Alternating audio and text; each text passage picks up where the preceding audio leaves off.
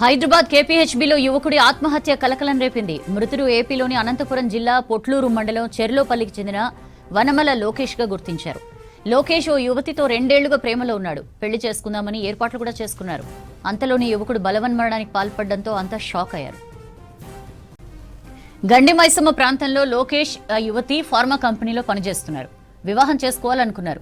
ఇద్దరు పెళ్లి బట్టలు కూడా కొన్నారు.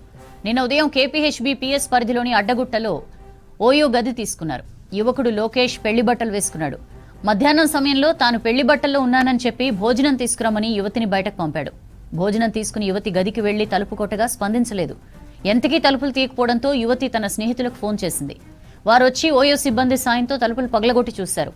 అప్పటికే లోకేష్ ఫ్యాన్ కూరేసుకుని ఆత్మహత్య చేసుకున్నాడు. యువకుడి ఆత్మహత్యపై కేసు నమోదు చేసి పోలీసులు మృతదేహాన్ని స్వాధీనం చేసుకుని గాంధీ ఆసుపత్రికి తరలించారు. ఇవాళ గుడి లేదా ఆర్య సమాజ్లో వివాహం చేసుకుందామని లోకేష్ యువతికి చెప్పాడని తెలుస్తోంది. ఘటనపై లోకేష్ బంధువుల ఫిర్యాదుతో పోలీసులు కేసు నమోదు చేసి దర్యాప్తు చేస్తున్నారు.